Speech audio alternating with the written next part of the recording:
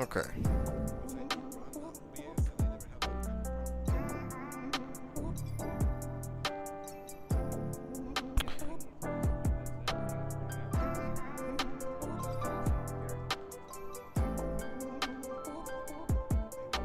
I'll try this and see how this goes. I don't know, we'll see. What's going on? All right, do y'all hear me? Yep. Okay. I need to try something real quick. Hold on.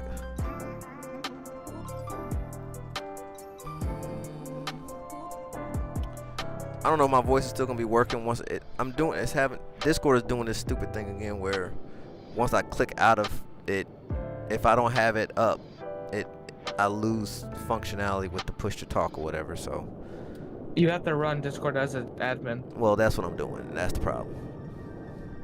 Let me see if I can shut this thing down. I thought I shut it down. Because Discord, the flight sim, you said you have an administrator. So if the flight sim is in administrator mode, you have to have Discord also an administrator, so you can click off the Discord window.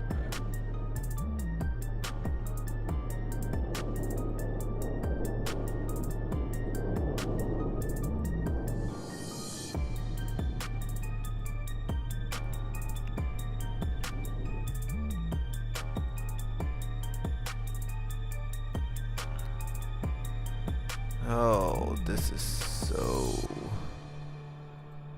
I thought I already had you set up to run administrator automatically, so I don't know why.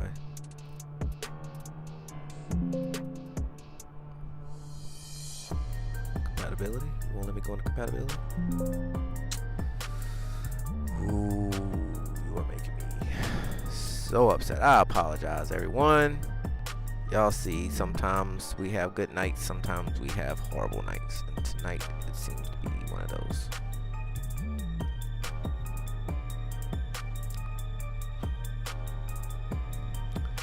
Alright, let's try this now. If this doesn't work, then it is what it is. Y'all still hear me?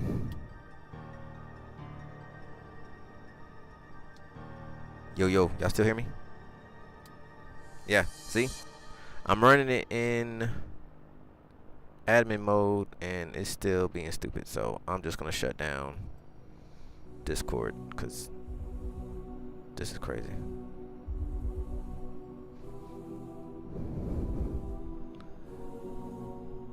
Well, hold on, let me try one more thing. It'll make sense if I load in first, right? All right, let's try this again. All right, we can hear you. All right, y'all still hear me now? Y'all still hear me? Yes. Yep. All right. Jesus. Okay. Try to get this thing. So Jose, you fly this route in real life? You're saying? Yeah, I actually have a house in Puerto Peñasco. That's why I told you guys to get this flight with me. Oh, okay. All right. Power's coming on. That's in the 182? Yeah.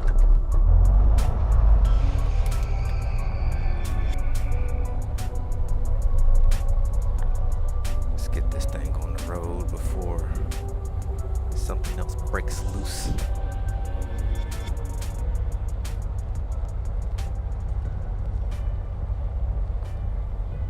All right. Brakes are release.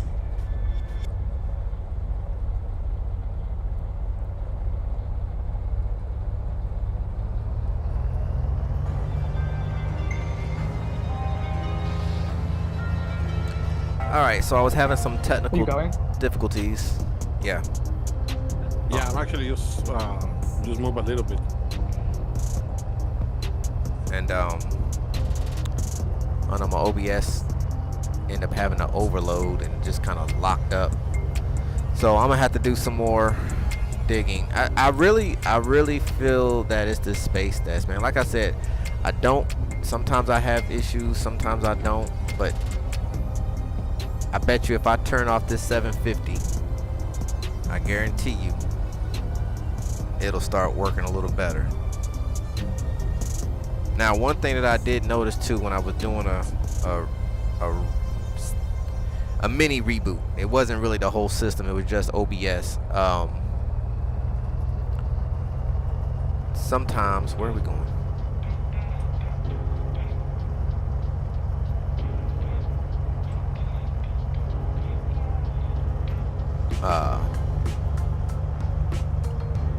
But sometimes my the Wi-Fi on the PC will kick out for whatever reason, and when it does that, sometimes it will cause issues, and it's hard for me to tell because I'm running SpaceDesk on the JPI, right? And what I find funny is they talk to the sim via Wi-Fi.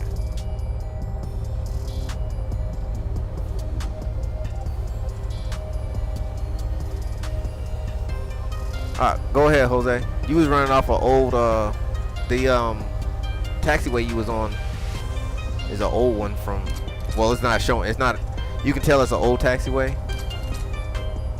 Yeah, that's where I'm going is actually a new taxiway. Well, that part that you were just on was showing old on my end. Now what you're Are you on, wired Ethernet to your computer? say that again. Is your computer wired to Ethernet, or is it wireless?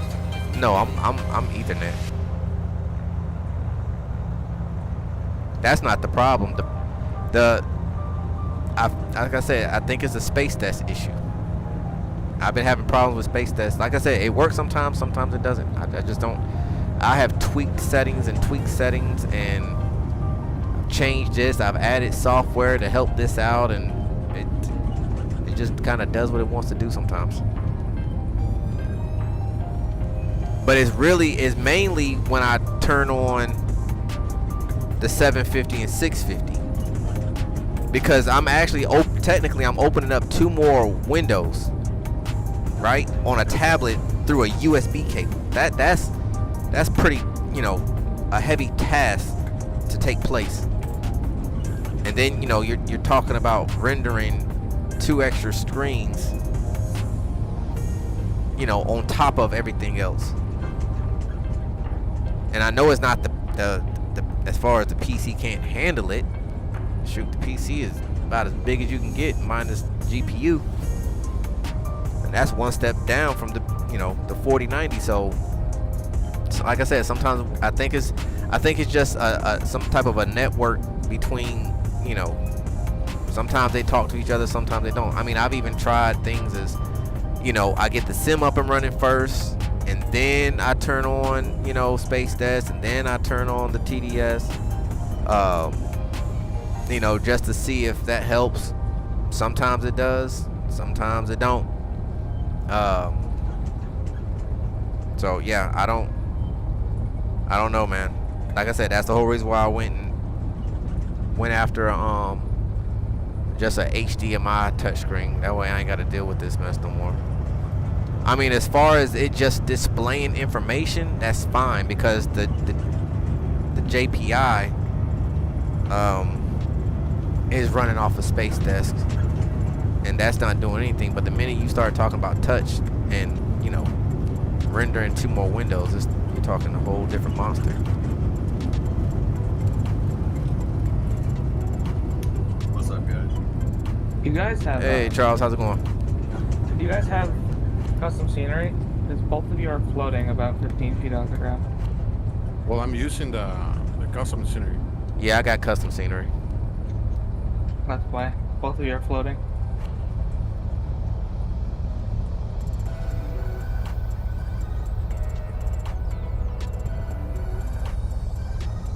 All right, we're right behind you there, Jose.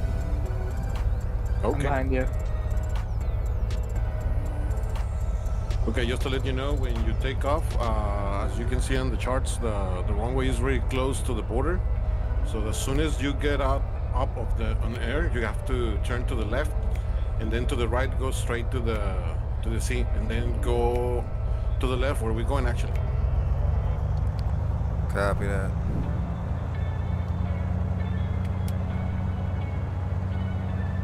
Yeah, we're climbing to 13,500.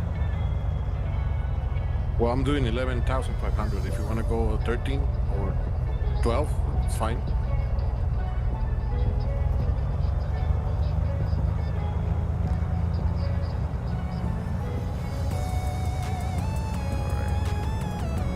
I'll go 11,500. Great. Alright, let's roll.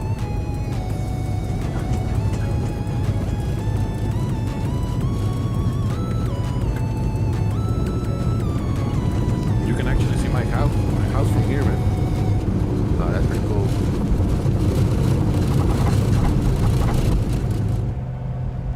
Alright.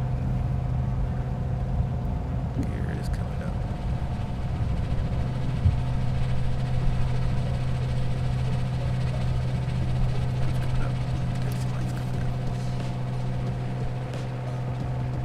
I would ask which one it is, but I think that'll be pretty hard.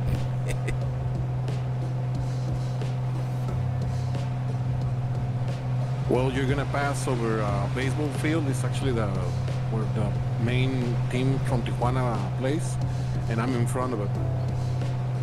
Oh, nice.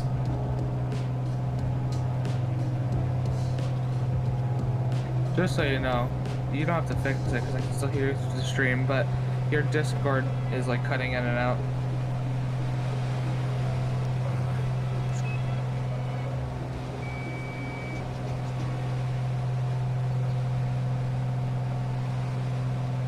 Copy that.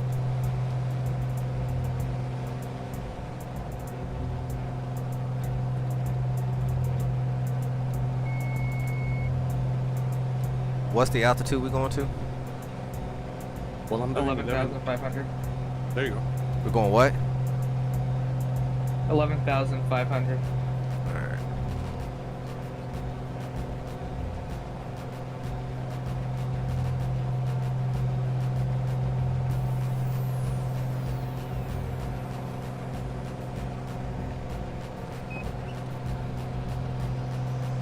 How's it going, Jose and N42?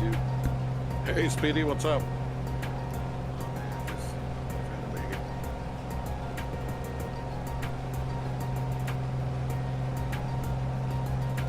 Are we tracking? Where you at right now, Robert? To the left, you're gonna see the little hill, and then you're gonna see just below the baseball field. And my house is around there. Off to the left?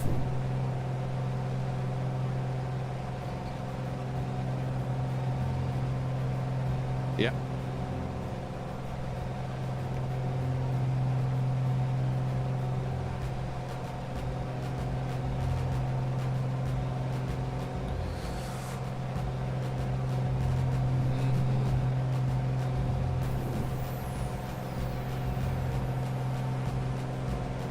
Are we not following the flight plan right now?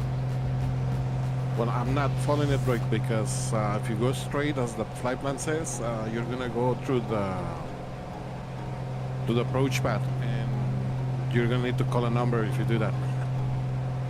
Yeah, don't need those problems.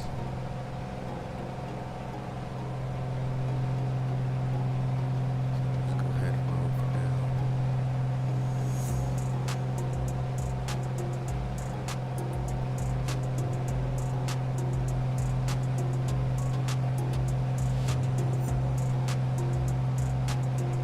Yeah, I think for this area, I think I downloaded not only the airport scenery, but I downloaded the actual scenery for the entire city as well. So I think this was part of the South American tour that we had did. Yeah, I can see that. Yeah, it looks nice out here. Yeah, it's beautiful.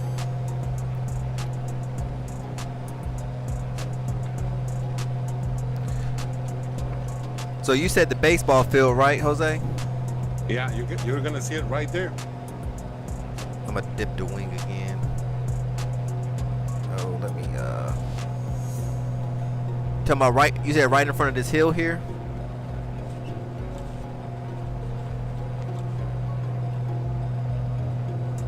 Yeah, you actually see on the top of the hill a white letters. And there you go. That's the baseball field where your finger at. Yeah.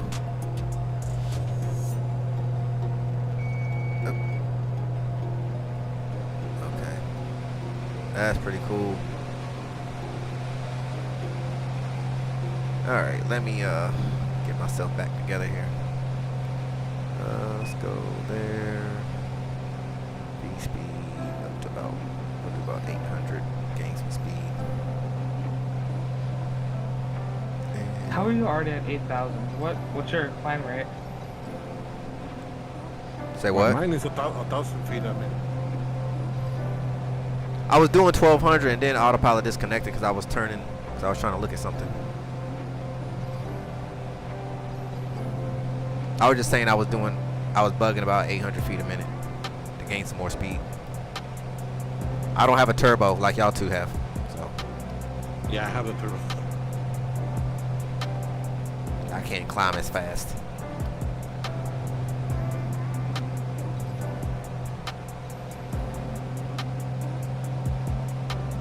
I will go ahead and lean her out a little bit I though. can't use my bucket car again because now that I have the stereo sound, when I plug the stereo into the bucket car, it won't work. So I have to figure out how to do 2 outputs at once for audio. You have to go into your sound settings and you're gonna have to enable the digital sound card. Can't think of the name of it right now, but that's what you're gonna have to do.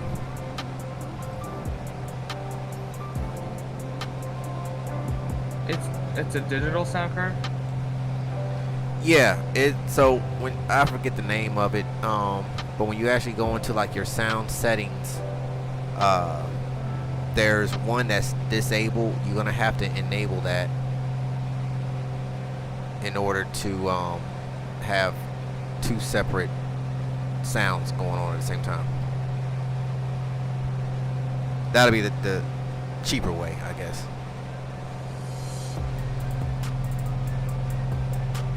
And then once I do that, I can have both audio outputs, but one for the bucket car, one for the stereo, right? Yeah, yeah, pretty much.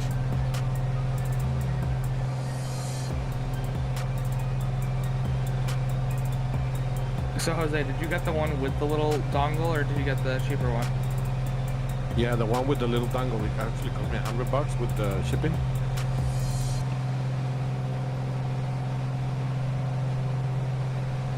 Yeah, you'll like the surround set. I can't believe I just found it. I've had this headset for 3 years. Yeah, the black razors that I have, they're just the regular ones. They don't have no dongle. It's just pretty much the headset with the cable. That's it. But I actually like them. They feel good. They sound good. It's got the little volume knob and the mute button on the side. It's perfect, nice and clear. Yeah, I have the same exact one. The only difference is mine comes with that little USB thing, but it's the exact same headset. Oh, okay. They're really comfortable. Yeah, actually they are. I think I bought both of them at the same time. And at the time I got them at Best Buy, they were like, I think they was on sale for like $30, $35 or something like that. So I just snagged 2 of them.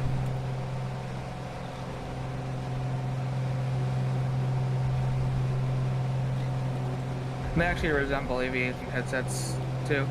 Yeah, I mean I like them. I mean like I said, I used to use the Bose headsets, but I used to use them for work too, and I ended up going through 2 headsets because Bose is it doesn't like any type of moisture, I guess.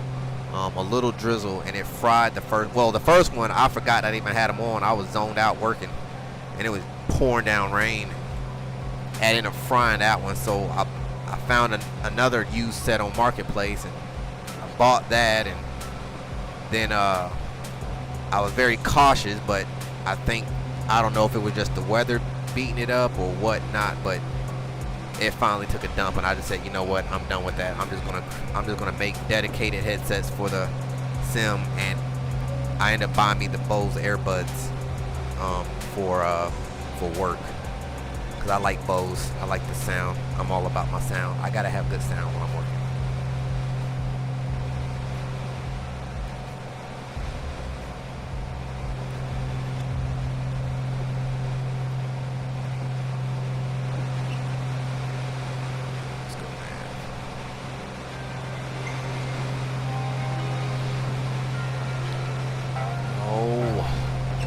Yeah, and like what I was saying, eventually you can just download the digital version of the surround sound and it gives you the same thing. I might test that out. Hey Nate, how you doing? Man, I'm trying. Look, man, it's been. Where are we going? Why are we not?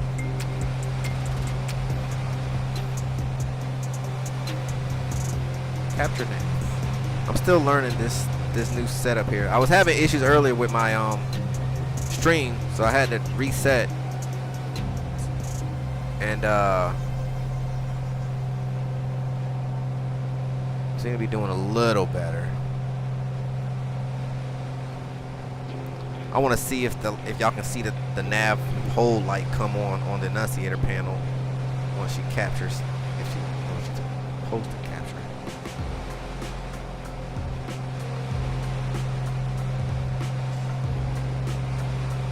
Let's see if she captures. You see the autopilot light on? Well, kind of. I need to brace this up a little bit more.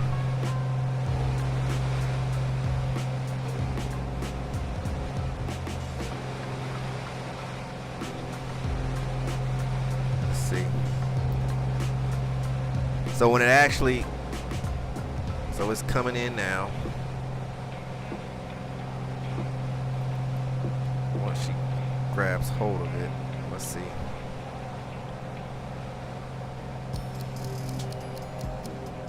She doesn't want to grab hold of it. What are you doing? All right, let's do something here. Let's come back. I don't know why she doesn't want to see. I'm on GPS mode.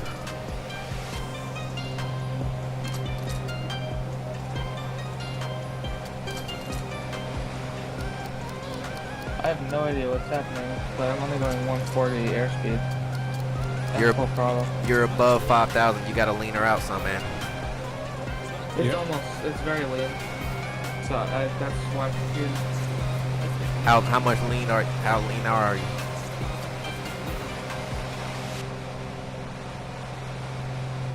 The mixture is about 30% in. My EGT is 1180.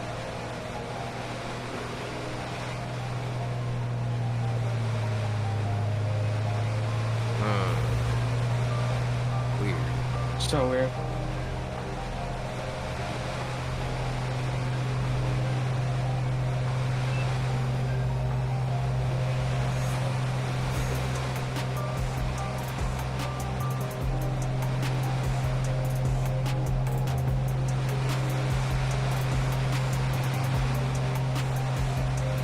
Well, I'm actually seeing you. You're coming fast, man.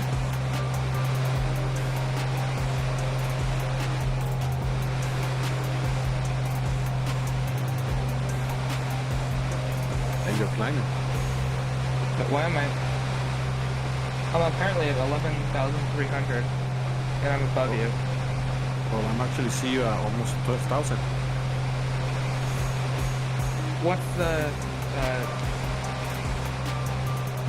what do you call it? The barometric pressure that you have set? I got 2.9er, 8.9er. Yeah, that's it. Do you remember what it was to change it from, to make it, because it was, right now it's showing 1015.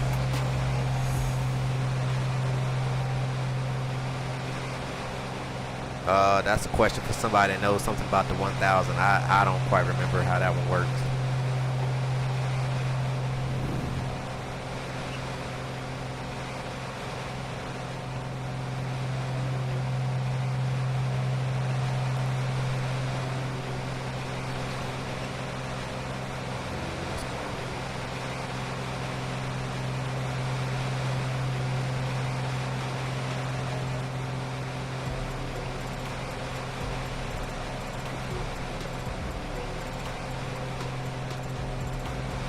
A lot of sound covering over your audio. Sounds like you're in the middle of the ocean.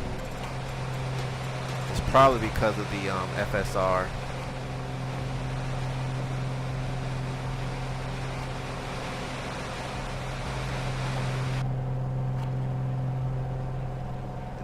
That better for you, Glenn?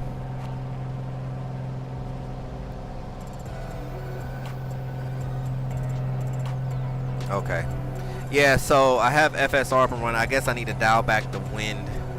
Cause that what you sound like the ocean is supposed to be the wind that you hear coming off the thing. I haven't messed with that much. I just turned it on for extra sounds and stuff, but I'll do some more tweaking with that.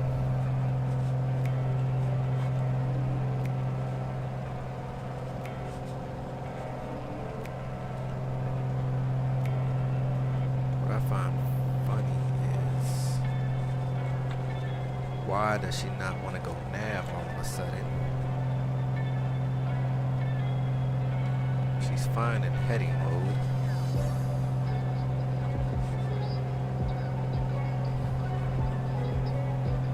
Oh, okay. Yeah, I might leave that off. Well, I've never flown in a GA aircraft before, so I wouldn't really know what okay. This is, I don't think it sounds that loud because I didn't really hear much when I did it. I think that's my autopilot trim doing that funny stuff.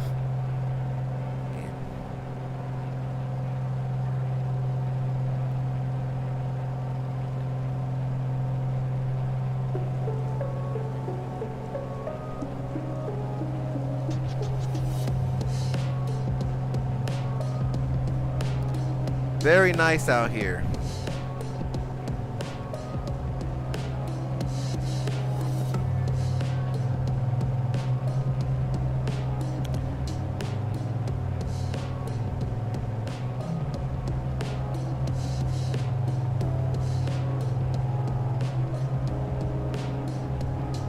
You know what's crazy is I don't know if the stream picks up the lighting as well as me in the sim. It looks like on the stream it's a little darker.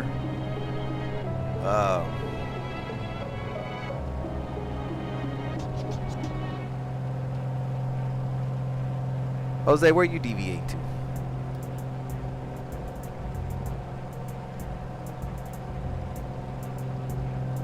Jose, Where what? where are you headed? I'm actually going back for you. Oh, you coming back for me?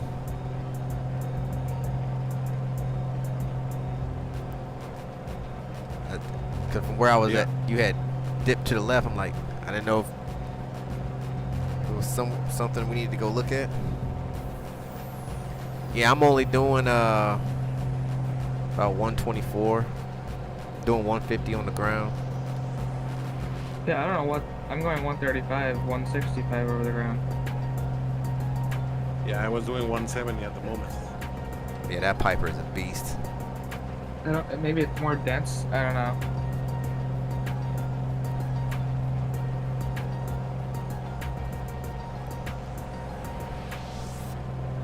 Yesterday I was going 200 something over the ground. Now I'm going 167. So I don't know. Well, we had a nice tailwind last night. We got a 4-knot crosswind now.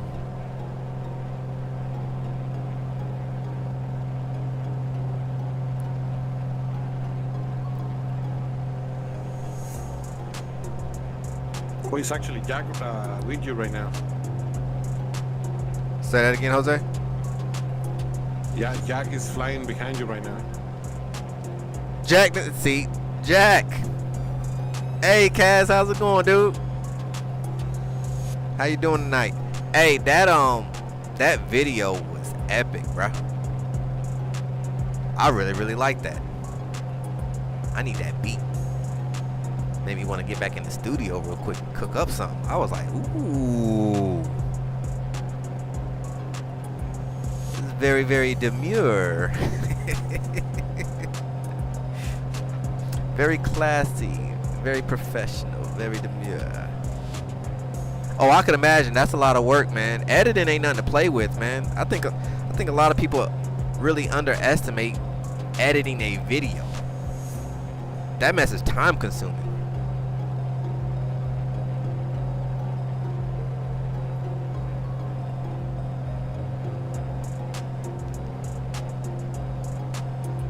Yes, sir. Anytime. I always give props where props are due, my man. I really like that. That was actually nice. Like that could really be like the intro to like your whole channel, to be honest with you. That's crazy. If I may add to that. Oh, that's crazy. If I may add one thing, maybe add in one clip of like you coming in on approach with the landing gear coming down. Like remove one of the landings and then just replace that with like watching the landing gear come down. I've been working on one. I've been working on a new intro for the longest time. I don't want to say I gave up. I just haven't had time to mess with it as much. Because intros are very, very important to any channel. And I'm very meticulous when it comes to my stuff, so I don't have it the way I want it yet. So it's just going to sit over there until I get it right.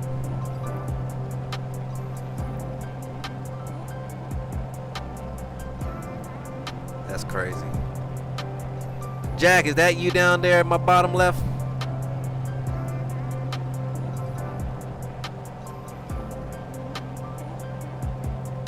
Y'all know Jack don't say nothing. Jack will just pop into the scene like, what portal did you just come from? You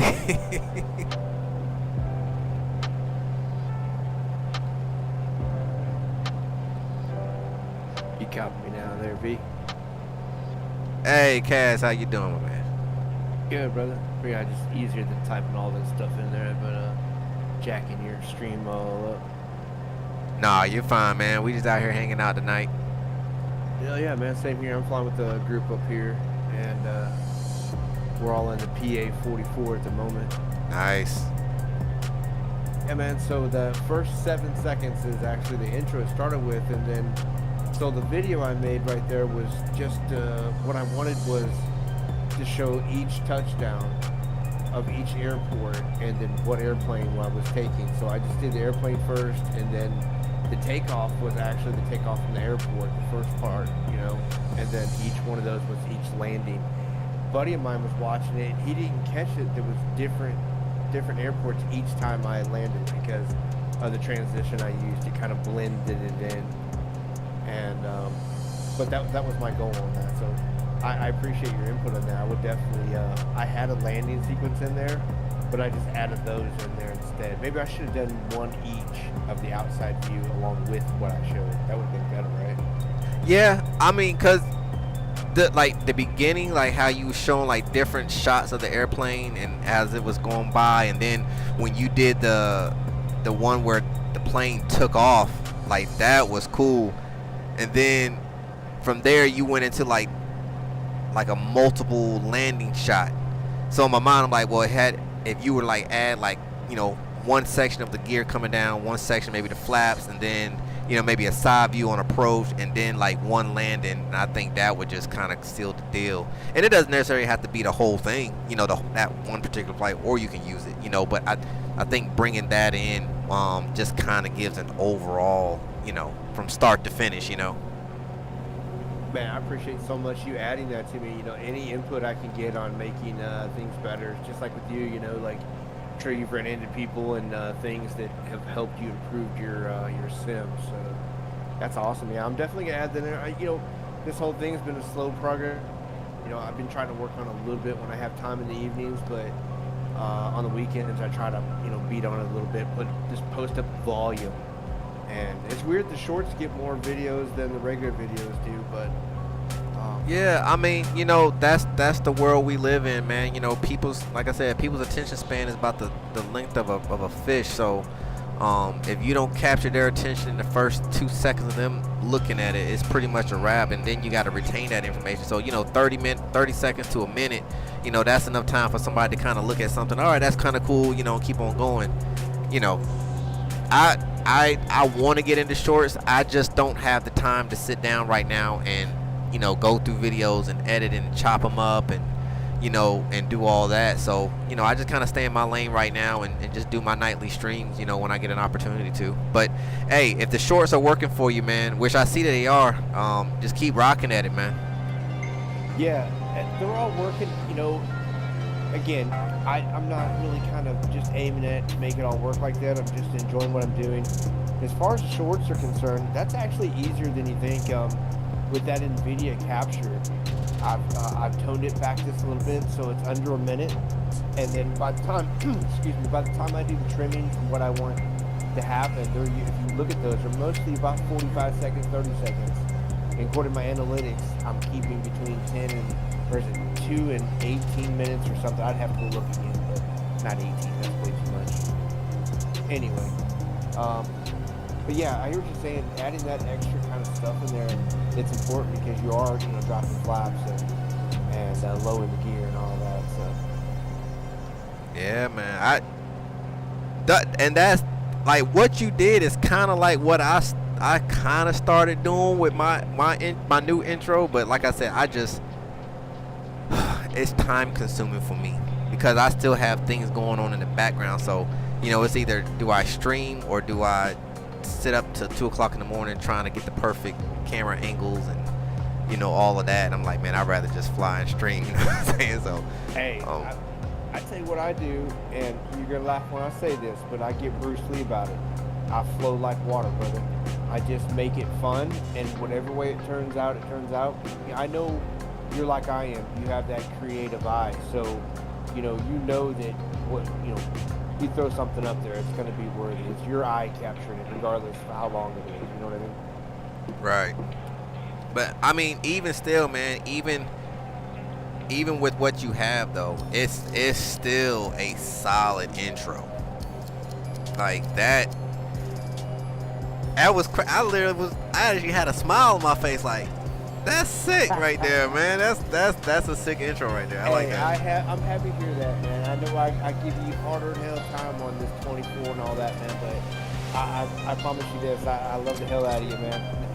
And I think you're a great person, and it's really cool to see all your progression. That's the biggest thing. And I know you're a family guy in the business and all that, and I really appreciate all that. So anytime you have on here to hang out and do all that, it's cool for us, you know what I mean? So well, I appreciate that, man. Love you back, dude.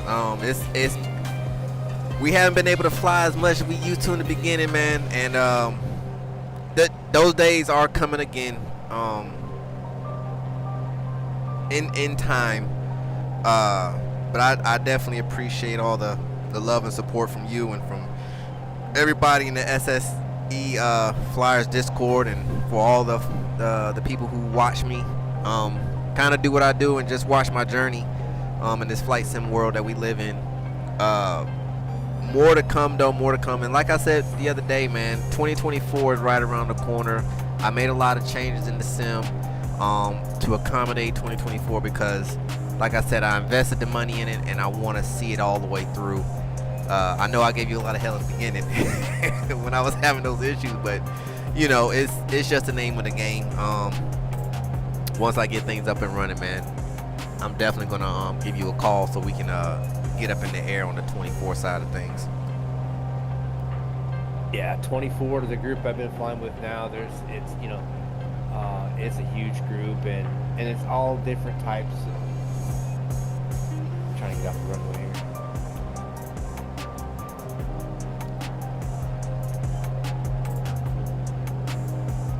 Yeah, so all different types of airplanes and people, and it's been a good experience in 24. You know, I guess I argue with anybody right now as far as 20 is concerned that 24 just has the depth that 20 is missing, and I'm just like 20. It's just going to take a while to really tune 24, but it plays good right now.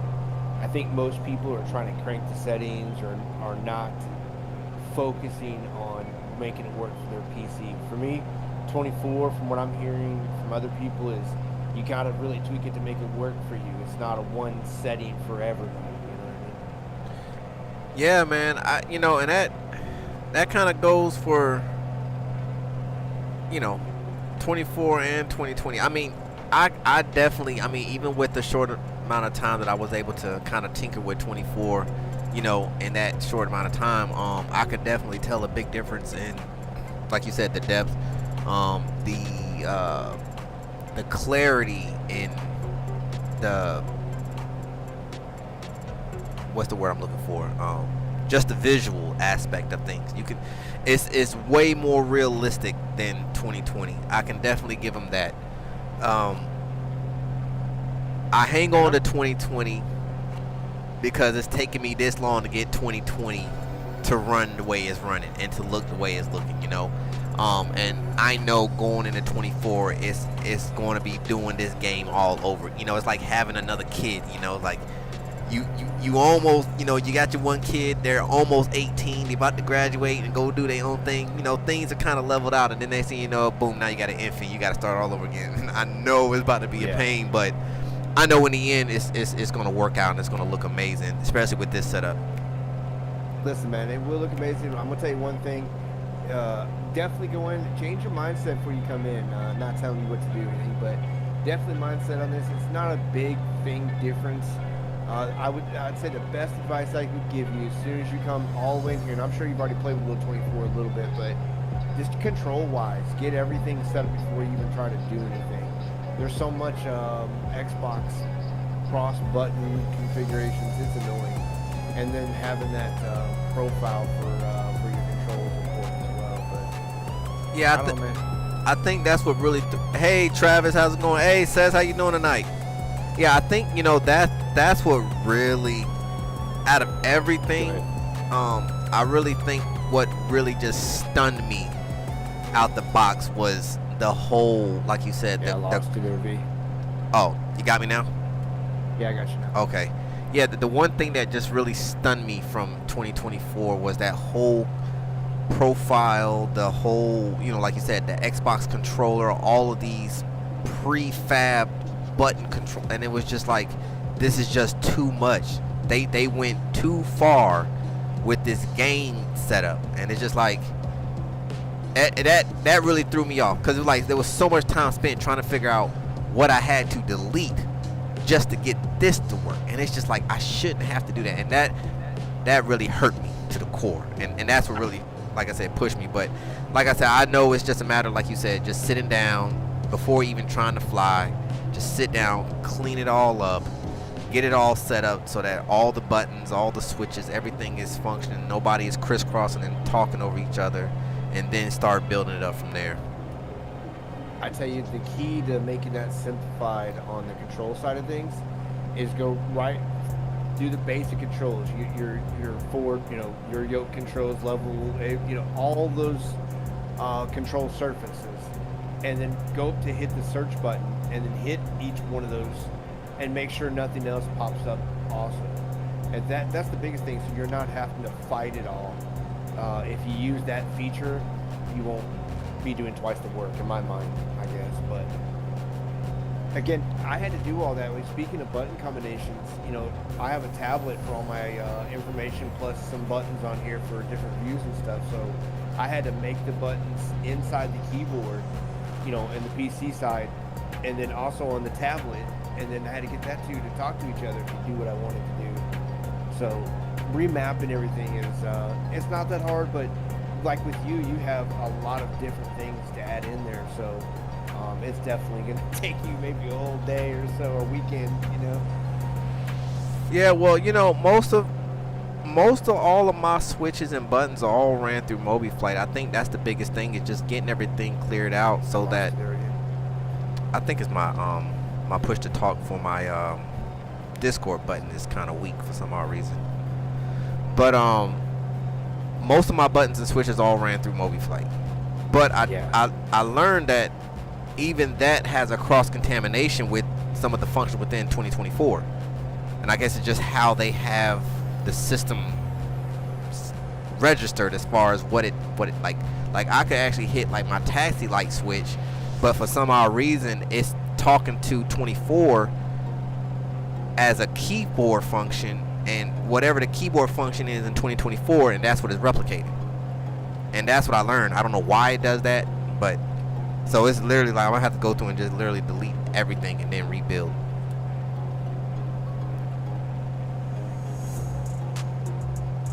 Yeah. Man, it sucks, but you know, once you get it done, and that's why I did it right off the hit. Just get it done. Have all my controls set up. I don't fight that anymore. And now it's just enjoying the game. I guess maybe that's where I'm at. I'm kind of at this point from anything forward as far as updates and all that are concerned. It's just going to be icing on the cake for me. That's good, man. You rocking and rolling on 24, man. And I hope to see you over there one day, man. I'm working on it. I'm working on it. Like I said, I finally did the jump over to the desktop version of Air Manager. So, you know, I didn't download the beta, the SU5 beta for it yet. But I need to get that downloaded so that the plugin will be compatible. So once I get that in, I should be squared away from that point. Yeah, just be advised on that running the beta. I've had a discussion with a couple guys in regards to that. They say that you can't see other people unless you're all in the beta with them. I don't know. I have not experienced that yet. Well, this is as far as Air Manager, that shouldn't have nothing to do with it. Because the air manager is just for the gauges. Why would that? Oh, I thought you were talking about the FS. Sorry, for 24. Sorry, there was a disregard. I totally lost track of there. My bad. Oh no, you're fine. Yeah, I know. Now when it comes to what is it? So SayIntentions, there was something that we was working on, me and some of the guys, and it's still a work in progress. But we found a way to make it work, and because first we was doing the Skynet thing, and it was kind of quirky. It was kind of like, you know, we could hear each other, and then like sometimes we could see each other, but then what was happening is, like if you didn't have multiplayer, which you shouldn't have multiplayer, and you just running straight Skynet, then the person that you see was being rendered as a, you know, generic aircraft, and that bothered me for starters. So what we ended up doing was just not doing it through Skynet and just doing it regular as like a multiplayer through SayIntentions, and it worked out fine. We was able to see each other as is and hear each other through, you know, the comms and talking to ATC, so that was pretty cool. Oh, that does sound good. That's awesome. Yeah, speaking of, Jose, we gotta get back on the SayIntentions flight. Okay, perfect. Just let me know when. It's a lot of people use the SayIntentions. That's pretty neat thing. Yeah, man, SayIntentions. I actually, man, I took a dive in and became a partner with them, and well, I partnered up with them, shall I say. I just really believe in their product, man. I mean, it's the closest thing to you know, real ATC without the headaches of, you know, vatsim. Now, you know, there's a love and hate for vatsim. You know, there's some guys that likes it. You know, there's some guys that just hate it. I'm kind of in between. I like it, but I also hate it. I hate it because, you know, for general aviation, there's really not much for ATC. You know, it's like, okay, you're on the network, and for the most part, you making call outs. You might talk to center every blue moon, or unless you're actually flying in a, you know, kind of a closed circuit with somebody that's actually towering that particular airport, you're pretty much just out here. So it's like, what's the point of even being up there? You know, you're not even really doing anything. Which I would think in the real world, you know, most GA aircrafts kind of want to be like, you know, out of sight, out of mind. You know I'm here, but leave me alone. Let me do my thing. But me, I kind of want the whole thing. You know, I want to be to talk and interact and all of that. Why I love vatsim is because you're actually talking to real people when you do talk. You know, and it is cool when you get an opportunity to, you know, be a part of like live events and stuff like that, and you know, it can be a good thing, but that's where I kind of in between. But with SayIntentions, man, you got 24/7 coverage throughout the whole globe, you know, and it's just an amazing product, and they're bringing so much more in now, you know. with the you know, the alpha, it's an alpha form right now, but with the traffic injection now. So, you know, it's a thing where now when you're taxiing and you know, you're within, you know, airport range. Well, I'll just keep it at taxiing. So let's say you're taxiing on the airport, or at the airport. ATC, the SayIntentions is actually injecting you into the lineup with the AI traffic. And so, like, if it's saying Delta 974, you know, taxi to, you know, 9 or 8 via Alpha Bravo, you will actually see a Delta, you know, aircraft taxiing by you as they're telling you to hold short for the Delta. Like, it's pretty cool, man. It's definitely a cool thing. That's awesome, man. Well, I just jumped in here. I wanted to give you some hell, and hopefully you're gonna have a good flight tonight, and we'll go back to mine over here. I think we're gonna go check out this volcano somewhere over here. Sounds like a plan, man. Well, y'all be safe out there in the sim skies, man, and I appreciate you stepping in and chatting. It's always a pleasure, and I'll catch you on the next one, my man. Yes, sir. Much respect and all love. Y'all have a good one. Later, Cass. Take care.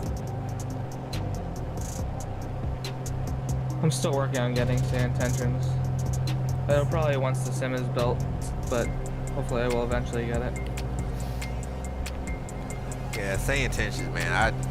I could talk about SayIntentions all night. It's just an amazing software. Yeah, I like it. You know, it's crazy, Jose. I catch myself watching that video that me, you, and Dragon did that one day with SayIntentions, man. It just tickled me to death, man, to actually be able to see you guys, you know, taxiing and taking off, and, you know, hearing us, you know, kind of shifting between comms throughout the flight, man. I just think that is just an awesome piece of software. Yeah, it was pretty sweet, man. I really love that flight. I actually used it later that day. No, I mean the next day with the Learjet. I did a IFR flight, and it was pretty good, man. That's awesome. That's I awesome. was doing 55,000 feet that day. Oh wow, you was up in the sky. Yeah.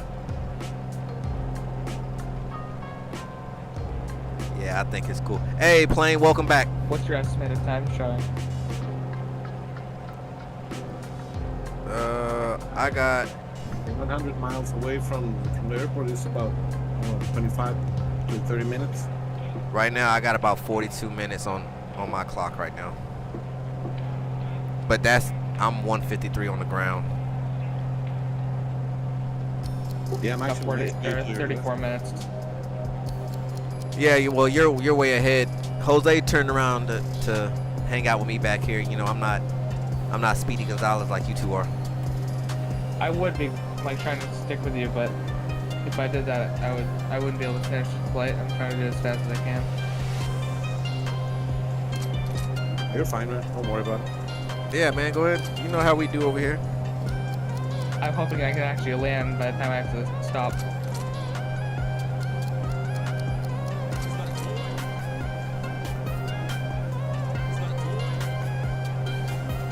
Yeah, you way out there. Okay, so yeah, you way ahead. That's Jack over here that I actually see closer to me. Jack, you up on the Discord?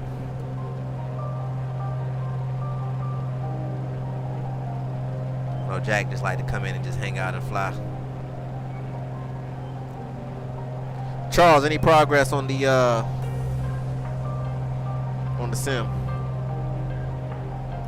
The last thing I was able to work with, because I've been working, you know, I told you about that, was the airspeed indicator. So I just calibrated that in mobiflight, and so I haven't gotten any further yet. Okay, cool. My attitude indicator has now become a piece of memorabilia. No, did I say attitude or did I say airspeed? You might have said airspeed. I know. Yeah, I haven't started working on the attitude. Yeah, that it's a piece of artifact now. it was a good build. I think there was a couple things I probably could have done to make it work better, but I was over it. You know, I can only deal with something for so long before I started looking towards alternatives. Yeah, you ever figure out how to get it round? Oh, did you talking about my screen? Yeah. So here's the thing. I've done some digging. The G5, of course, is square, right? The GI275 is round. In order to get the G5 to become round, I would have to play around with the Louis script. The problem is I can't gain access to the Louis script, and I don't know why. Everything else I get access to, but for some odd reason, and I've done the research, and I've done all the checks. I made sure that it wasn't a read-only file, and you know, I went through all of those steps.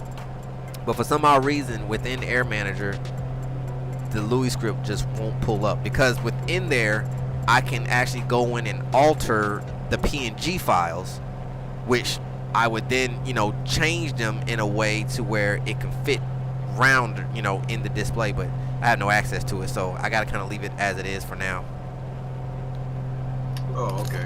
But I mean, you know, it still works. Like I said, I mean, the corners are cut off, so there, you know, the couple things that are cut off, I could really care less about, as long as I can see the altimeter number, and you know, I can see my my altitude pre-select number. I can see everything else, so I'm fine with that. See, what I don't understand is why that's being run by Air Manager, right? That's correct. So how come the person that made that made it a square if it's for the circle dial? No, the G5 is a square. I bought the round dial to put the G5 in because that was the closest thing to a GI275, which is actually a round attitude indicator. But right now, nobody in the flight sim community makes a GI275, so I'm just using the G5 in its place. If that makes sense. Oh, I see. Okay. Now, Air Manager, there's been conversations throughout the Sim Innovations forums and stuff like that. They're going to bring a GI275 in eventually. But there's no time on that. I don't even know. They probably haven't even started working on it, but I know they said that they definitely want to get it in because that's been one thing on the wish list for a while. So hopefully, you know, we should start seeing movement. I'll give them about another year or two. We should start seeing some movement on one.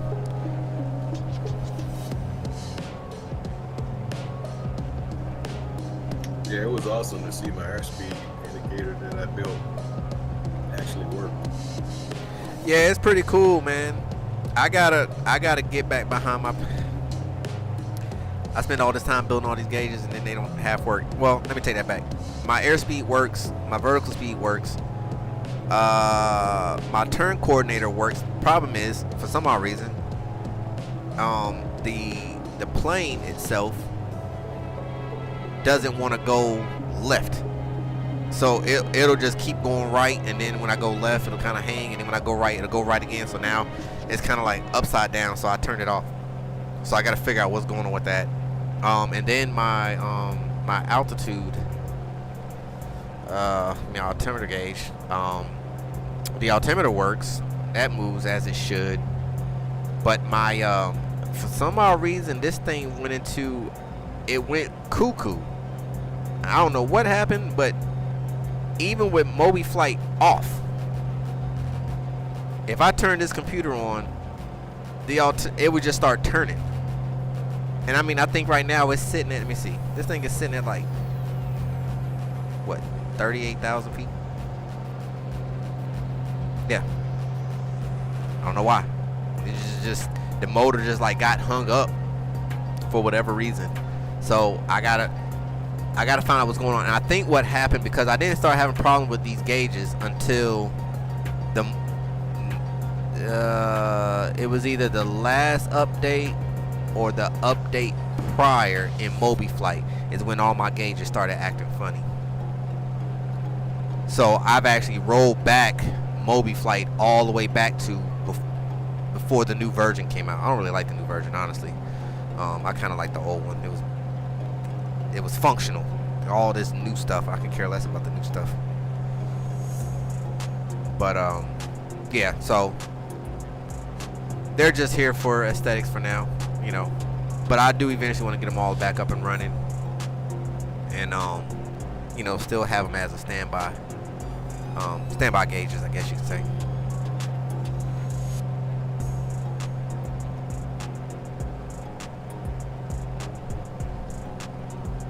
Yeah, I think my next project is to try to get either the attitude indicator or the altimeter going. So I'll figure out which one I want to start with. To get that all programmed in the mobiflight. Once I get all those done, then I'll start working on, I don't know, I might work on the frame, I might work on cutting out the panel. Oh yeah, that's right. Because things never really worked out with Dragon doing that. What happened to Dragon? He got quiet on us too. I guess life got the life with him too. He was connected here. Say what? What'd you say, Jose? He was connected here earlier. Oh, he was connected earlier? Yeah. Why didn't I hear him? Might have been when I was having issues. I saw he was online in the flight sim. I don't know if he was in the Discord. Oh, okay. Yeah, he's connected on Discord, but let me send him a message. I have to reach out to him. Do my buddy check-ins, make sure everybody alright.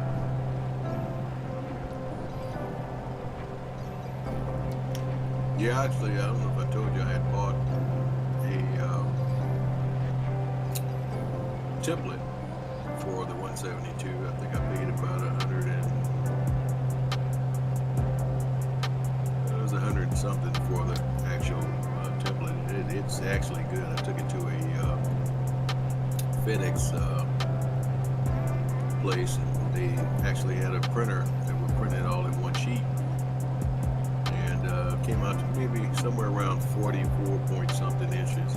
So I don't know if his CNC machine will even go that far. I think at least, what did he say, 32 or 36? I think it was somewhere around there, if I remember correctly. That's the harder part, like trying to find somebody in town. Like where do you even begin to say? You just Google like CNC machine in your area or something. Like who do you go to have stuff like this done? You know. I know I did it in my area, man. And they tell me they don't do. They only do commercial stuff. You know. That sucks. And the price that they charge, man, is crazy. Why you guys don't buy one in eBay? I paid like $250 for one. I mean, it's a small one, but it works. Yeah, but it won't go as wide as what I need. Yeah, we're talking about doing a whole panel, like a 44-inch Cessna panel. Just do it in sections. I mean, you could do that. Well, that's what Dragon and I was talking about doing in sections, but he was saying, Yo. Oh, there you go. That's Jack. Long time. Well, been years. Yeah, it's been a couple years.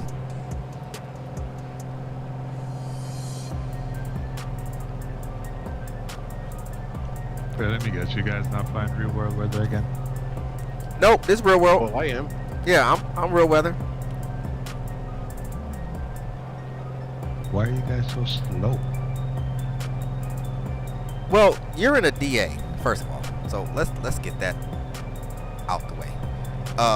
2, I am non-turbo over here. I am old Bro. school. Bro, I'm doing on Jeff 148 knots. I'm doing 150 on the ground. I'm doing 171 on the ground. But I'm 120. I'm doing 126 knots. I got a 4-knot headwind. I'm sitting at 11.5 right now. Should have done I'm up to it. 13. It's a little better the wind here. You said 13. Yeah. All right, I'm going up.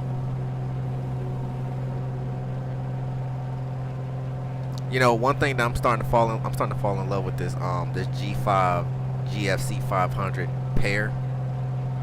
This is pretty cool.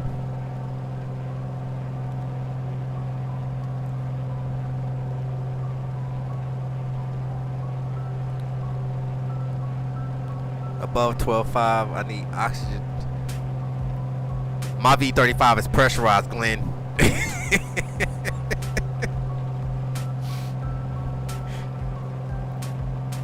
I need to as a matter of fact, I'm actually thinking about doing that. I need to get in touch with my buddy Rob, and I need to have him print me out a mask. He did a so he does he still has his X-Plane I know I sim. asked you this before, but do you remember the exact name of the vehicle you got your seats from? That, my friend, is a question. I know it was a SUV. It was a small SUV. I want to say it was a Kia, but I don't think it was a Kia Sport. I think it was another Kia. It might have been like the newer version of a Kia Sport, actually. Now that I think about it. The crazy thing was the vehicle was immaculate. I don't know what happened. Maybe the motor blew in it, but the truck itself was in fantastic shape. And I'm sitting here walking around the junkyard. I'm like, well, what's wrong with this one? And I open the door. I'm like, these seats are like mint condition. Like, this thing looked like they bought the car like 4 months ago and then junked it.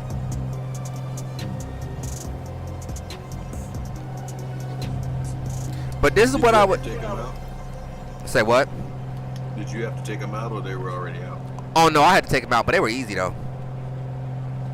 It was just it was two bolts on the back seats and the floor, and then just unhook it, because it got like these hooks in the front, and it kind of hooked into these little rails in the front floor. So once I unbolted the back, it was kind of just pulled out. The hardest part was getting them out because of the car next to it. So you got the 2 front seats, right? Yep, that's correct. You got those for free? No sir, I paid $40 for these jokers.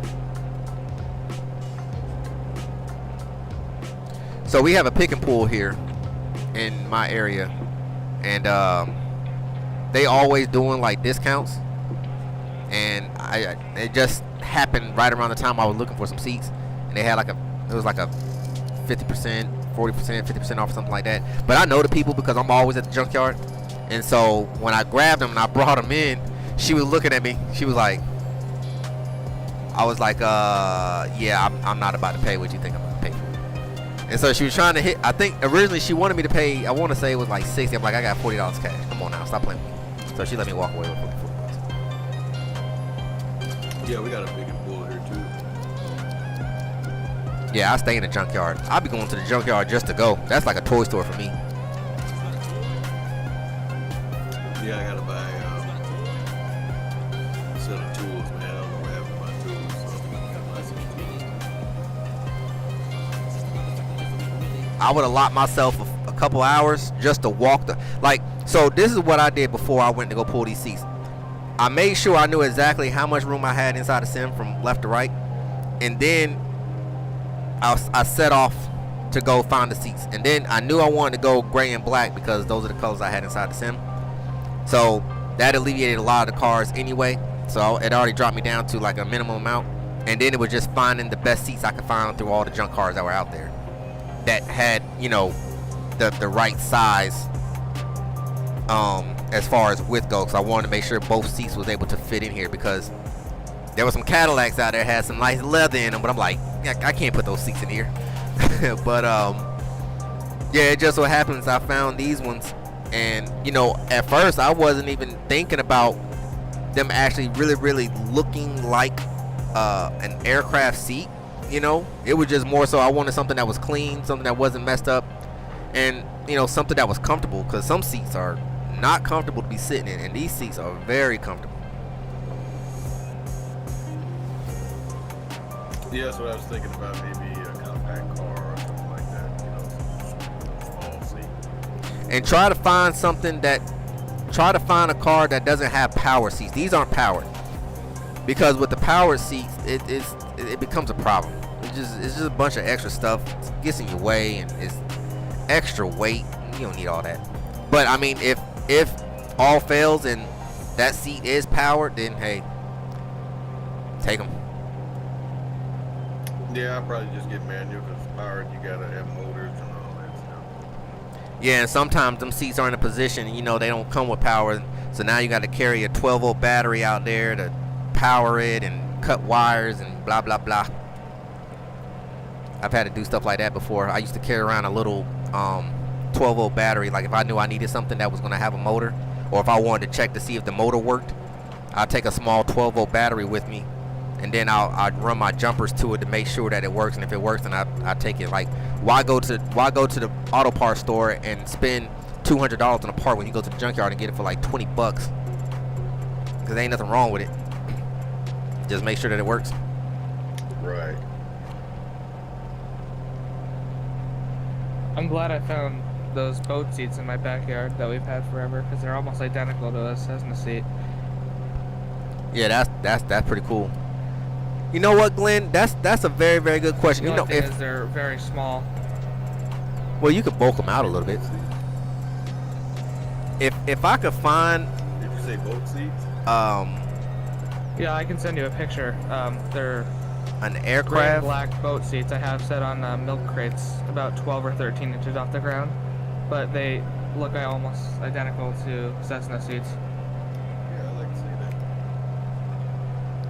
If I'm I sending it right now in if I could Discord. find a I'll do aviation that right junkyard, that would be crazy. I found a Bonanza shell for like $2,500 Yeah, I'm bucks, really impressed with my gauges I built, man. I mean, I don't know. but it's the whole I thing, think I did post them. I did the glass. and I don't want the whole thing. Plexiglass, and so it looks real. It looks authentic.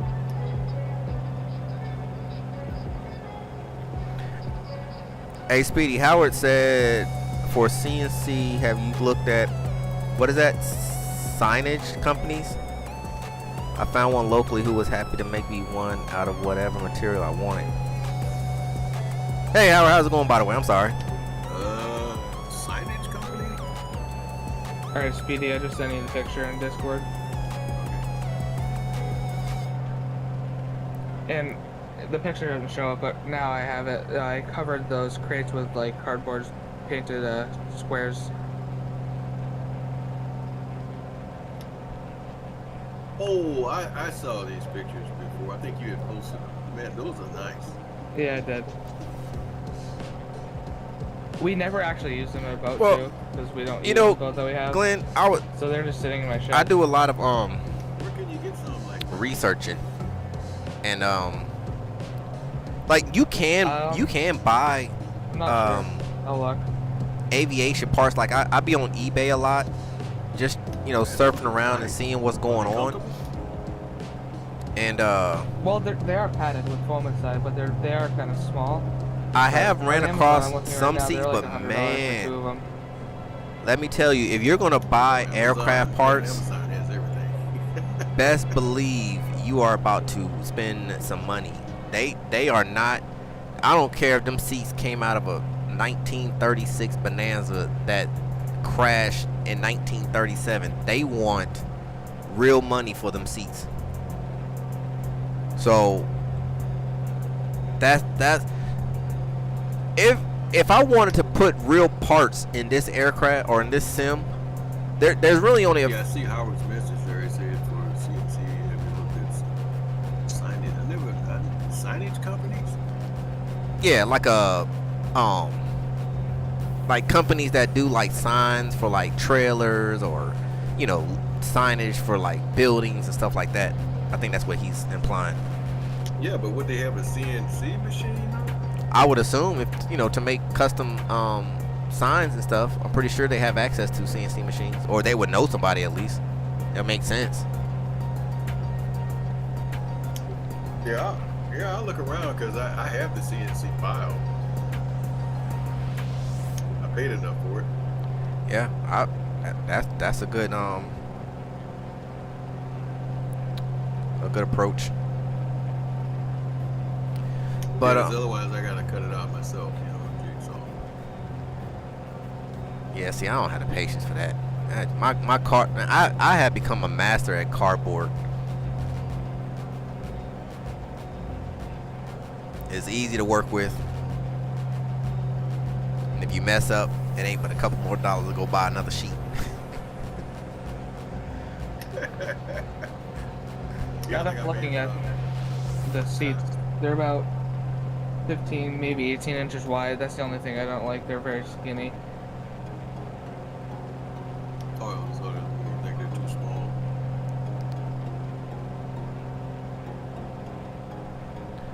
But yeah, But I don't think the Cessna seats are very big anyway. as far as real aircraft parts, Yeah, I'm looking at them. I would like to. But yeah, Rob, I think I only paid about maybe $7 or $8 for the printout. Oh, well, that ain't too bad. And it's a full sheet too. I mean, all one piece. The first time I printed it out in sections at 100%, but for some reason I couldn't get them to line up as good as the single sheet. Oh, okay.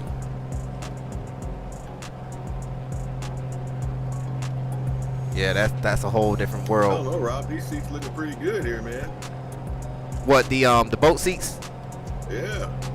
I mean, shoot, go for it. I mean, you know, well, if you really think about it, you know, the $120 for two. the Cessna, Yeah, looking at it. the Cessna seats are, they kind of mimic those. You know, I like the color on the one I'm looking at. mine actually are more of a bonanza style. Actually, the more I look at it. Those are not the color. You just type boat seats in Amazon. There's a million different colors, styles, sizes. Yeah, I'm liking the one I'm looking at. Which one? The second one I sent? I clicked on one of the things you sent me with the 2 seats. Yeah, those ones are actually nice. Those are way thicker padding than the ones I have. They'd probably be much more comfortable. These are like $120 and Later, Sess. white one I'm looking at. Well, no, wait a minute. We about done here. I'm about 19 minutes out anyway. No, it's white and charcoal. Alright, Speedy, I just sent 2 pictures of actual Cessna seats that I was looking at, and so you can see how almost identical they are. You're correct. They do look like it.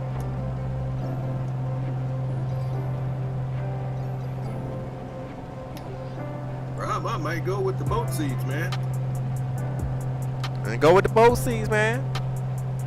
Only thing I had to put them on milk crates, but but hey, I can dress that up with some material. I mean, even if it's not milk crates, you can, you know, build a box to sit them on top of, and put some get some linear rails to set it on, so that way you actually have, you know, some forward and back movement. Yeah, that's true. I guess also most Yeah, I think modern I'm gonna go with aviation the boat seats seats. are designed So the to picture I protect just sent to you, I different just directions of covered, stress. like the You have tray a and hard cardboard line and panels stuff. that I painted black. Doesn't look too bad. Yeah, that's what I was talking about, like putting Well, material around it. Well, that's crazy though, Glenn. I mean, a seat is a seat, ain't it? I mean, Yeah, I what? appreciate that. Like, I'm if gonna go with the boat seats. if an aircraft seat, like if I took this seat that I'm sitting on right now and put on the aircraft, it couldn't handle And then go out to the U-picket. the stress. I don't know. I'm confused. All I really want out of a real aircraft really is the whole yoke assembly. Wish list. if I can get the whole yoke assembly, not just the yoke and the arm, but the whole thing from behind the panel all the way up, I would You're want right, that. they got a bunch of styles. And maybe get the visors. I've seen some visors on eBay. I'm starting my descent. About 6 minutes out. And then, you know, probably a couple little things like the Okay, according to the handles. to the weather in Peñasco, we're going at the runway 18 or 18.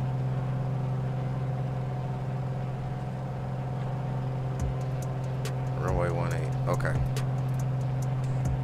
How far are you guys out? For like minutes? I'm 16. 40 miles. Like you think about a car crash, it's lateral 16 in miles or aviation. You minutes? got lateral and vertical forces, so they usually have a crumple zone underneath the seat to handle those vertical stresses. Oh, okay. Well, I guess that's why they cost so much. Shoot, Jose put the burner on me. Jose said I can't hang with V no more. He too slow. I need to get on down the road. Oh no, I'm slowing down right now. Man, you was flying next to me the whole time. All of a sudden, you just pulled off. I'm not really pushing it, man. It's just my plane wants to go fast. Well, I can't get nothing else out. I'm pretty much where I'm at. I'm at 10.7 right now.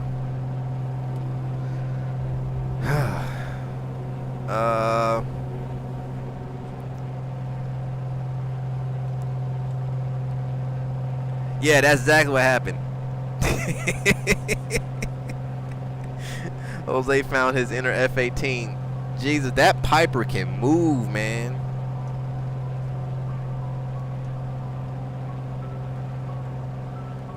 What is it, Piper Arrow? Yeah. Yeah. That's really fast. I wish there was a way that I could take. Well, I mean, I could speed the plane up if I wanted to. It's just a matter of going into the CFG file and changing some numbers. I could make this thing go faster. That's nothing. I'll make this thing do 200 knots, but then I mean, you could do it, just don't do it an unrealistic amount.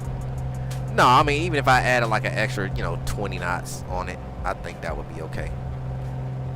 I'm gonna give you a tip, guys. If you wanna get a real, like a shell of an airplane, here in Mexico we have every year a federal auction 500 knots.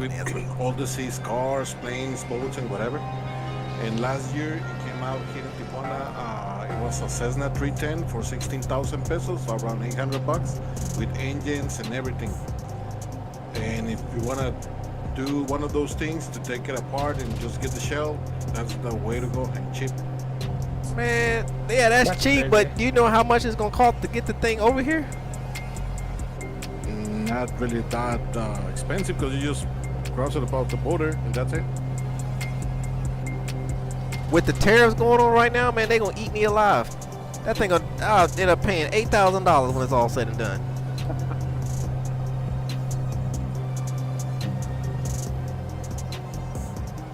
Thanks to the orange head himself.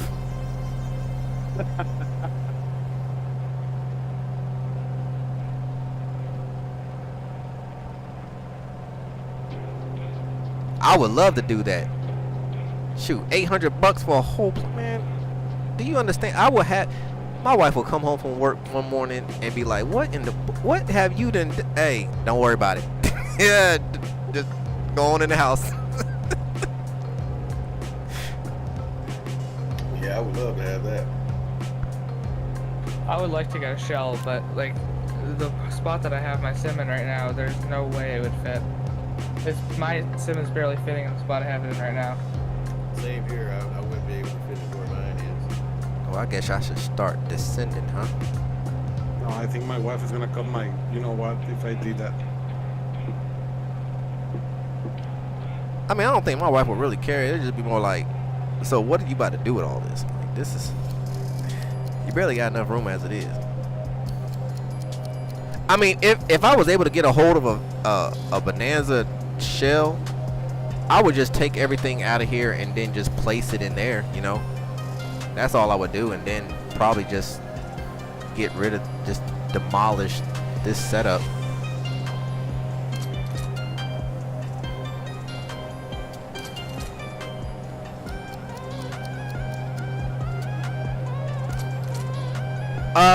Yeah, I mean, if I were to get a shell, So what are you about, like 10 minutes out? yeah, 10 minutes out. I'm descending now. Matter of fact, I need to go ahead and slow her up a little bit.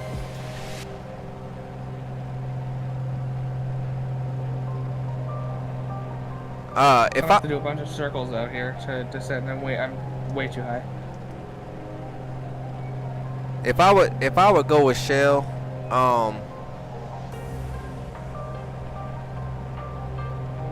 yeah, I would probably end up doing projector style, like you said, Glenn. It would just make life easier. I would get 3. Ooh, that'd be pricey though. But I would get 3 ultra short throw projectors, just for, you know, for space, I guess you could say. But there's no way that I could actually even do a wraparound in my little man cave here. I won't be able to move. So that would be something I would have to wait until we buy our house and make sure I got proper space to do something like that, because not only will it be, because I would make sure that sim is actually on a motion platform with the screen and all, so the whole thing, yeah, I will go all in if I get a shell. You could 3D print all your controls. Were you thinking about like moving it eventually as you built it? What you mean? Just like as you built it, did you plan to possibly eventually take it apart if you ever had to move it? Yeah, I mean, I knew at some point this thing was gonna have to be broken down to move. I mean, this wasn't gonna stay forever, because we're just running at the moment. So yeah, but I mean, I know how I built it, so I know how to take it apart. I mean, there's no blueprints to it, but I remember how I put it together, so it won't be hard to take it apart. And what I would do is I would break it down into sections so that it'll be a lot easier to put it back. But I think once I take it apart, before I put it back together, I'm going to kind of revamp the build so that when it goes back together, it'll be back together and put on motion. So yeah, once this thing get broken down, the next time this thing is flying, I'll be flying in motion. You can 3D print all your controls realistically with digital replacements and just do standard size DIN slots, whatever you call it, for the avionics. Yeah, I mean, yeah, that's the ultimate goal there, Glenn. I would, like I said, I mean, at that point, I would have changed the whole name of the channel, which, I mean, it's fine. I mean, or I might just leave it cardboard sim. I don't know. We'll have to see. But 3D printed sim. Well, no, not only that, because if I actually end up getting a shell, then no more cardboard will be even exist. And what I would do is I would just take all my switches and everything and just place them into the shell where the switches would go.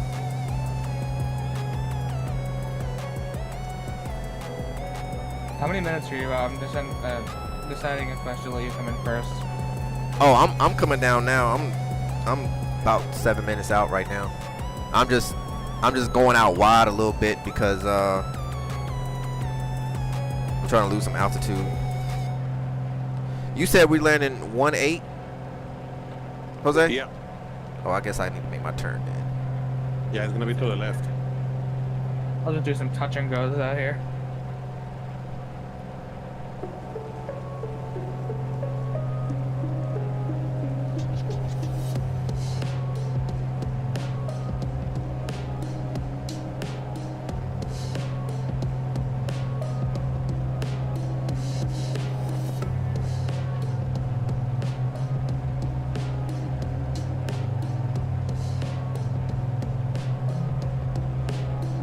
You know, it's 100 degrees right now here in Peñasco. That's hot. Yeah, and it's 9 o'clock in the night. Yeah, that's Oh hot. my God. Cardboard Sim Plus to show where it all came It's from. 49 degrees right now. I like that idea there, Howard. I'm gonna keep that. Yeah, I'm gonna keep that, Howard. Thank you. So Howard came up with the new sim channel when I put the sim in a real shell. We're gonna keep it cardboard, but we're gonna say Cardboard Sim Plus, and it's to show where it all came from. I like that. Next gen? Say what? Next gen? It'll be Cardboard Sim Plus. Okay, like the 737 next gen? Yeah, pretty much. But in the shell. That's gonna be cool.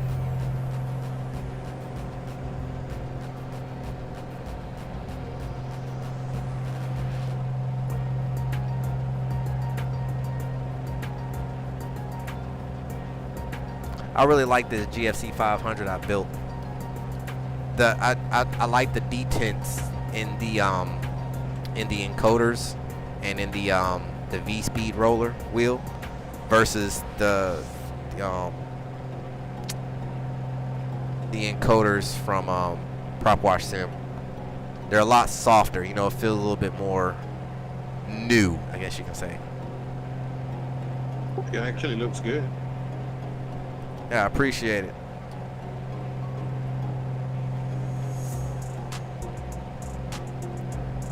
Turned out nice, I must say. Of course, it's not perfect, but like I said, what is perfect over here in the world of Cardboard Sim? It's functional. That's always been my main goal.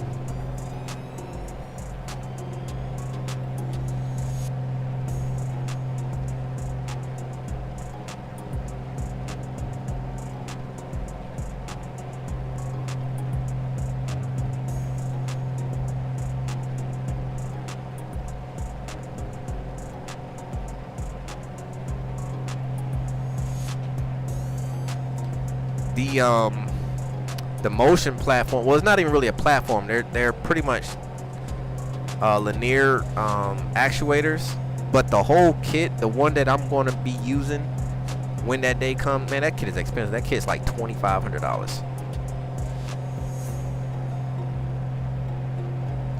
But it's Yeah, they are expensive.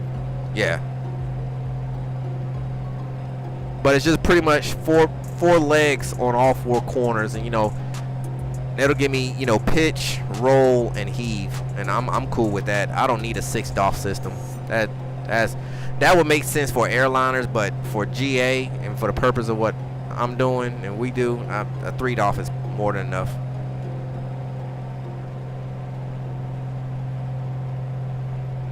Man, this butt kicker thing is crazy, man. I love it because I'm starting to get, because I'm gaining a little bit of speed coming down, and I'm starting to get just a tad bit of turbulence coming through, and so it's starting to rumble the seat even more. That's pretty cool. You said you have it set, so like you always feel the RPM, right? No, well, I got the RPM set to low, so when I'm on like straight and level flight, unless I'm getting like, it's like a very, very small amount of vibration, but not enough to really notice. I mean, I notice it, but it's really, once I'm straight and level, the only time I really feel anything is you know, turbulence or something like that. And do you want it like that, or is it just how it? Because in real life, you feel the plane the whole time. Yeah, I don't want it like rumbling myself to death for the whole flight. Like, I mean, I feel the vibration of the motor for sure, but it's not like beating me up, if that makes sense. Yeah, as long as you feel it and know it's there. Yeah. Because I wanted to give room for everything else to be able to be felt, you know.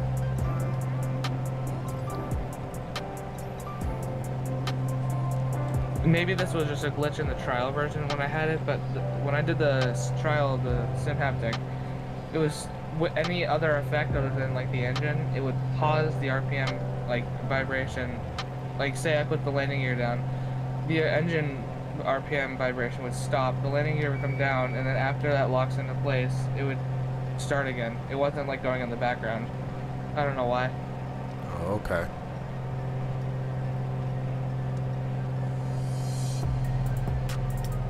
You got a picture of your setup?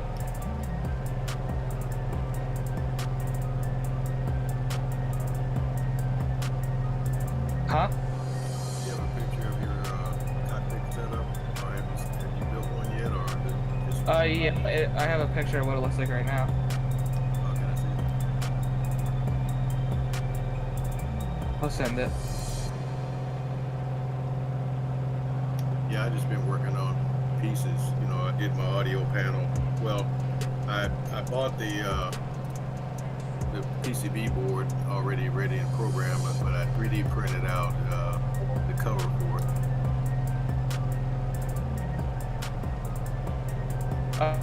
Did you ever see my panel? No, that's what I was talking about, your panel. All right, Jose. I just sent a picture I'll of, be like, coming the in floor behind you, platform Jose. And the one TV that I have. I actually have both TVs. I only need one more. But I'll show you a picture of the panel too.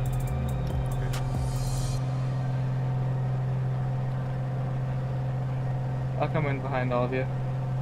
All right. Well, Jose is gonna be going first. So I'm coming in behind him.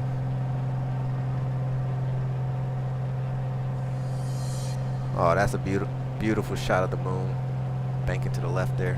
Yeah, that's beautiful, man. It looks realistic. Yeah, this is what makes him worth it to me. Is that Jack? Looks like I'm turning final. Okay. You guys are going down. Yeah. Yeah, go ahead and land, Jack. Don't worry about it.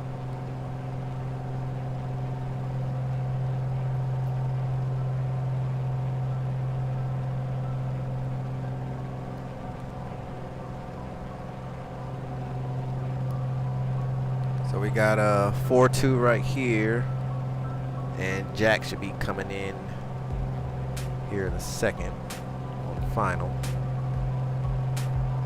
There he is. So we got Jack up top, got 4-2 down there, and we got Jose out here in front of me.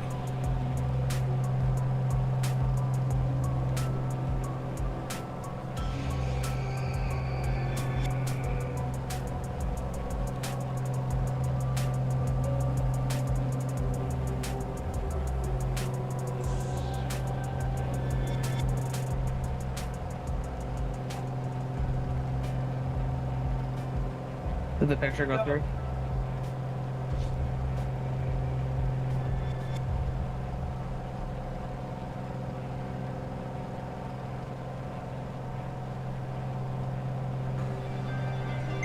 Oh yeah, it's nice.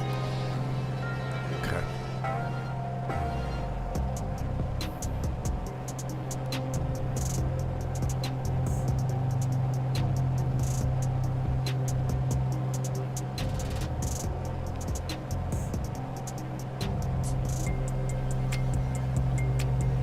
Alright, I'm gonna go ahead and start making my turn. Okay, perfect.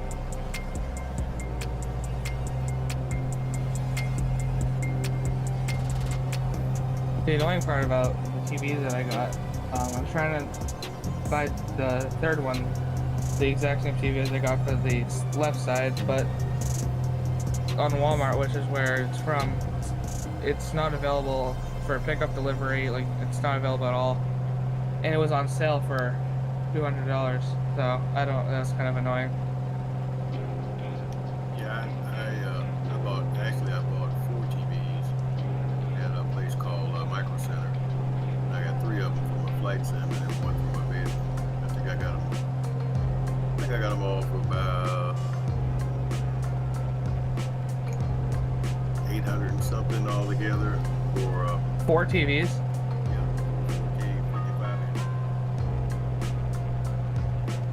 Jose, did you already make your turn to final? I don't see you. I'm behind you, man. Oh, I thought you was gonna go in front of me. That's why I shot past you, to give you some time to turn. Okay, I guess I'll take number 2 then. Alright, speed checks, gears coming down. I'm gonna enter a very slow, like First launch flaps. 10 or 8-mile final.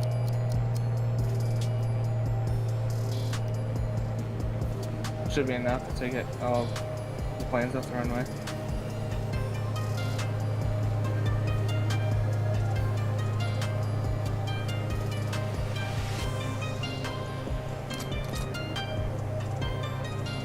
Alright, let's get her slowed up a little bit. Gears down, flaps down. Well, this runway has a backtrack, so just keep that in mind. Copy that. Fullest tank. Is this really what it looks like out here, Jose? Is it just a bunch of like desert? Yeah, it's actually a city on the right, and this is called the Desierto Altar, or Altar Desert. It's really hot in this part of Mexico, and you can actually see the whales on the sea, and a lot of wildlife, and also here in the desert. So it's pretty good here. Yeah, it's showing 31 degrees Celsius right now. Jesus.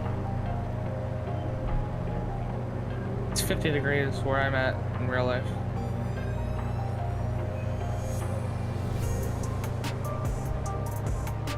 What, that's Fahrenheit or Celsius? It's Fahrenheit. 30 degrees Celsius out here. This is hot. 500. Yeah, actually, in summer it gets up until the 50s, 55 in Celsius. That's insane. Alright. Slow her up a little bit.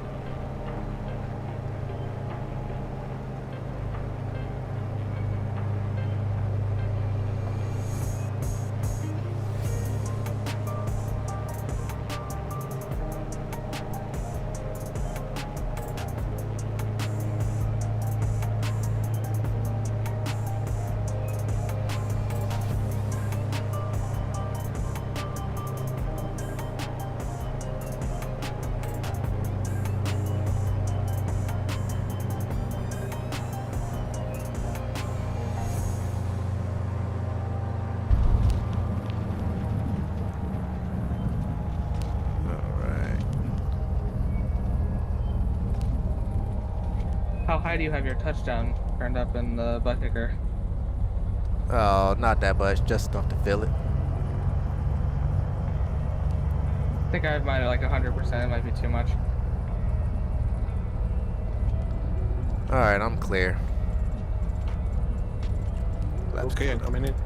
and lights coming off. Strobes is off. Yeah, that's pretty hot, Glenn. For nighttime. That reminds me of the desert.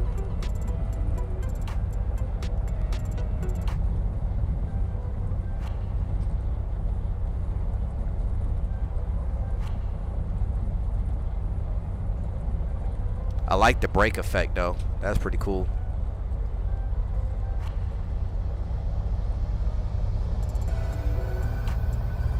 It like grinds and rumbles when you hit the brakes.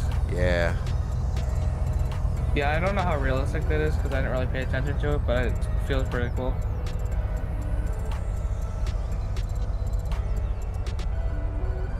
I'm gonna get a really good idea of what it's really like when I go for that flight in the Cessna 150 on Friday. Okay. So I'm gonna be actually flying it most of the time except for landing.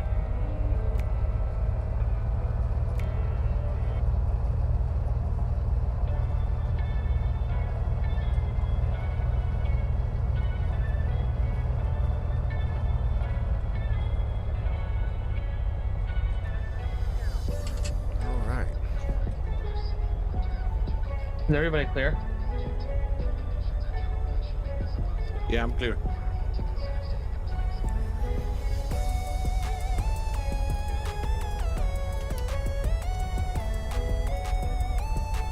So okay, I got a question because this don't make no sense to me.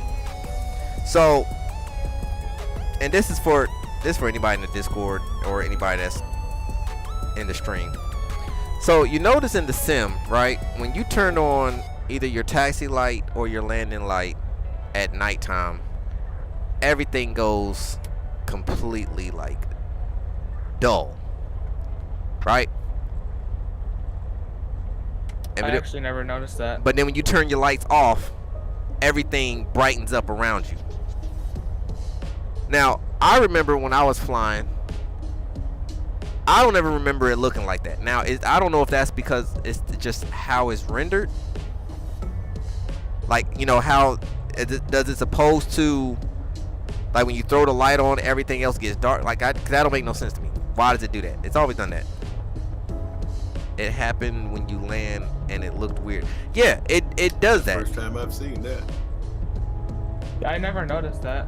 Yeah. I've always noticed it. It just kind of struck my mind. Like, let me ask a question, see if anybody else noticed. So I guess it was just me. Yeah, it kind of bothers me. You noticing it, Jack?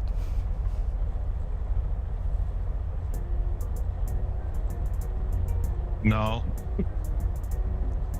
You don't get that effect?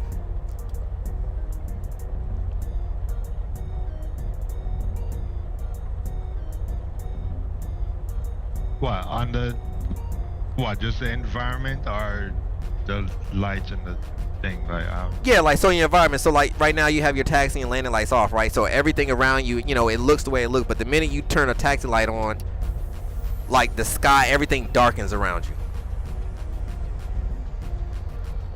I'm still. So is it? I might have just done the best landing I've ever done in this plane. So is it my set? Is it a setting that I don't know about? Okay, Glenn said it. Every other people complain about it, so it's not just me. Okay, I just want to make sure. I'm gonna do some research on that now. Now that I think about it, I'm gonna see if anybody has found a way to rectify that. I wonder if there, like, you know, if I can go into like the config file to where it's like, okay, when this light come on, these numbers don't, like, they don't change. Cause I would like to fix. Cause I would like to land.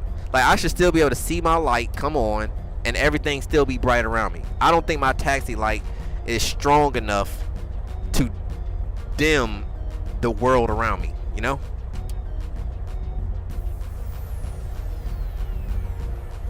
That sounds like a glitch. It's always been like that though. I've never noticed it till I just saw yours. So now if I were to land without the lights, it wouldn't do that. So I'm wondering if I were to go into the settings to and I need to go into the settings. Well, not the settings, but like the config file, and see when it says when the taxi light and landing light come on, what changes. And because whatever changes, when I'm changing that, because I don't like it. I've never liked it. Because I don't think in real life that's exactly how it works. The lights is not about to dim your world, because, you know, that just doesn't make any sense to me. 4-2 over here hiding behind. What is this plane supposed to be? Is this supposed to be a Pilotus? I don't think so.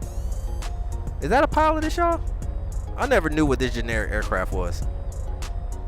Oh, is that a PC-12? Is that a PC-12? No, I don't think that's a It's no. not the engine in the front. It looks like the front end kind of reminds me of it, but I don't think that's. It's weird.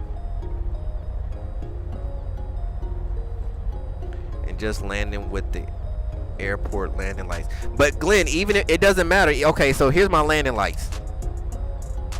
It's not as bad, but when I turn on that taxi light, good God Almighty, boy, this mess gets like the apocalypse in here. Let me show you this way. All right, matter of fact, I'll go front view so you can see. All right, so this is with both of them on, right? That's with just the landing light on. And then I'm gonna turn, that's with the taxi light.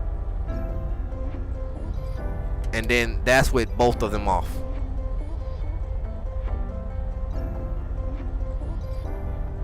Yeah, I don't think that's supposed to do that. So I don't know. We'll see how this thing goes. All right, let's get this thing turned off here. Turn off lights and mixture out.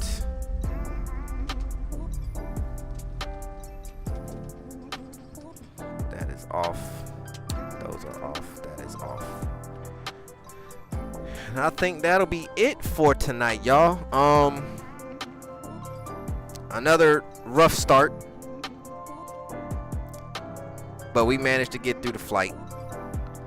I have to get my my other screen up and running. I don't have no work to do tomorrow. I mean, tomorrow's Mother's Day. Unfortunately, the whiff is working tomorrow night as well, so she won't be up for long.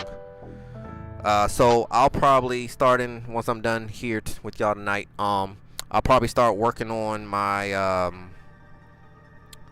my new panel for my new touchscreen and get that printed out. And I think what I'm going to do is I'm going to keep the same design I have here, and because the screen is literally about the width of this opening, maybe a little wider. So what I'm thinking about doing is actually bringing but it's crazy though, because the screen is actually in a little bit, so I'm actually going to lose a little bit of screen. The length is there, but the width is a little smaller, which I'm fine with that. So I'm probably just going to bring the width in a little bit, and then I'm gonna chop off the bottom of this thing here. Let me see if I can take it out. No, I'll leave it. I don't want to mess with nothing. I'm gonna take the back end off, so that way the screen will be able to just fit up behind it, and then I'm gonna put a permanent plate behind here. So anytime I need to remove this thing for whatever reason, I'm probably just gonna put maybe 4 screws on all corners and screw it in to that back plate. And I think that's all I'm gonna do, and leave the back open, because like I said, if I remember correctly, it was like 12 hours just to print the 650 bezel, and then it was 16 hours to print the 750 bezel. I don't want to do all that, and I'm ready to get that screen in. Are you gonna keep the Beechcraft logo? Yeah, the Beechcraft logo is gonna stay. This is just a hole back. This just sits in a hole, right? So, like I said, I'm just gonna put a plate back there and secure it somehow, and then, like I said, redo this bezel, but just do the front part to where it just kind of buttons up against it, so it kind of holds the new screen in place. And that's about all I'm gonna do to it. So, I mean, it'll still take me a little bit of time, but I don't think it'll take me 30 hours. I could probably chop that down in half, maybe. What you need to do is when you get those long printing jobs, you just need to start a flight, LA to Hong Kong. By the time we get to Hong Kong, it's done. You're right. You know what? I'm gonna have to turn my VTEL into a aerial refueler to do that, or it'll be a lot of touch and go. I would be scared to fly across the Pacific, like taking off from LAX or like from Catalina or something crazy, and then just flying straight to Honolulu. You know, I don't think I would I don't have the balls to do that. That's too much of nothingness. One wrong problem. Come on, challenge accepted. Let's go. Are you trying to do it?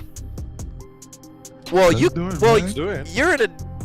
Okay, we're gonna have to set that up. That's gonna have to be a day where we ain't got nothing but time, cause we're looking at what? Well, shoot, you could probably do it. Oh, that's probably at that speed. It's probably like 12 hours. Yeah, that's gonna be a long day.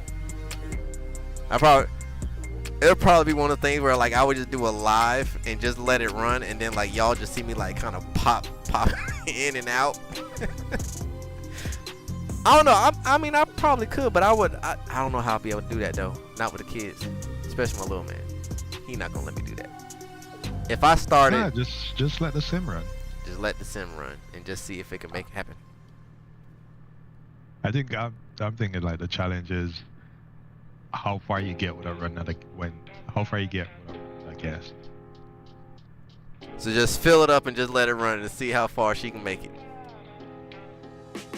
Yeah, but then you gotta plan it because you gotta plan with winds, altitude, so you can lean it properly to get full fuel efficiency, all of that stuff. Well, I mean, the guy, what was that guy's name? He actually flew a 172 all the way across the water, so I'm pretty sure the VTEL could do it. I mean, like you said, it was with delivered to an owner, right? Yeah. They bought it from him. So I mean, but like you said, perfect conditions. Lean out the aircraft. I mean, I'm gonna put this thing at like 9 gallons an hour and just let it run. That's gonna be a long flight. I'm gonna try that. Challenge accepted. I gotta figure out when we gonna do that.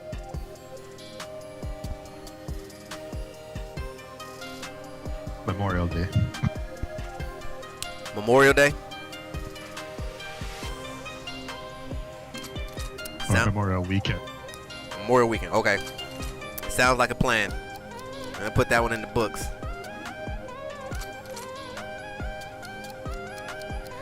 Right, Glenn. Now I'm gonna tell you this, Glenn. So my first time, right, when we was where are we at? This is when I was flying with the C-130. Well, guys, it was nice chatting with you. I'm gonna call it a night. Sounds like a plan, Speedy. Have a good one, man. We enjoyed you tonight. Have a great night, Speedy. All right, take care, guys. Later. So, I'm gonna be getting off. all right, 4-2. Enjoy the flight with you tonight, man.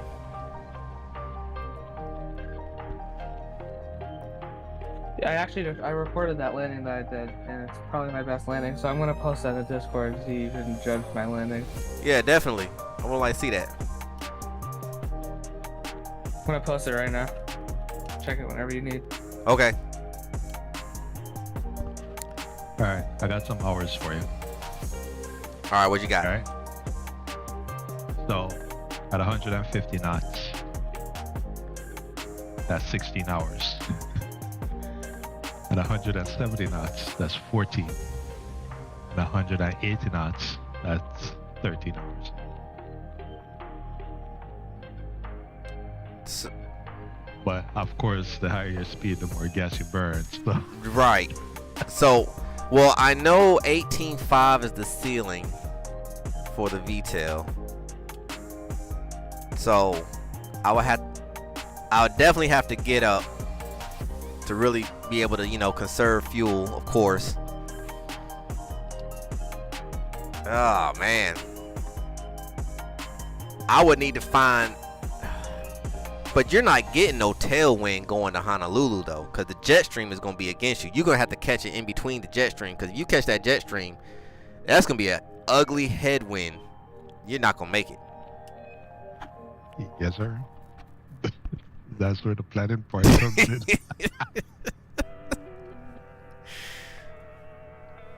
Oh, man.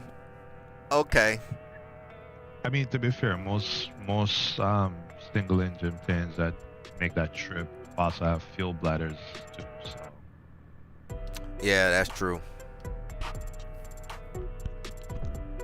Now, what I could do, I could swap over to the BR Sim Designs H35 because their model actually has tip tanks. And I think, if I remember correctly, that's an extra 22 gallons. I think those tip tanks are 10 gallons or 11 gallons a piece. I gotta go back and look. But, I mean, I think overall, I think I'll be looking at, what, 60 plus gallons of fuel, I want to say, on that bird. I gotta go back and read the book on that one. But I mean, with that would definitely help. Before we do the flight, I guess let's do this challenge first. planets. Just pick a random day, weather, all that stuff. And then just say, all right, this is the current weather conditions. Can I make it?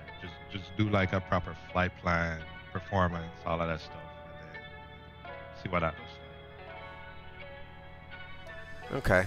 So what is, and we're taking off from where now? Is it Catalina or is it LAX? I guess we could do Catalina. Could do a flight from, I would say LAX, maybe from a smaller finance or something. Flight to Catalina. Okay. Because I'm thinking, if I knew the mileage in between the two, maybe we could do pick a spot over ground, you know. Like let's say, you know, pick a spot from, let's say, somewhere on the East Coast, and then just run it and see, you know, whatever that distance is. Let's say take off from like my home terminal in North Carolina and then fly west the same distance it would be to go to Hawaii from Catalina. Try that.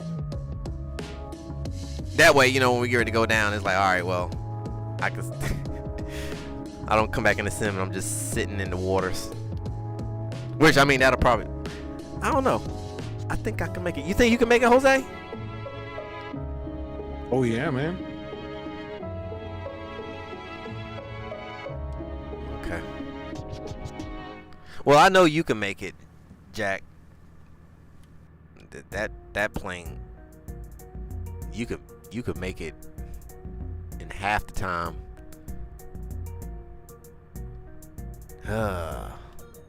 Okay. But see, you got that turbo though, Jose.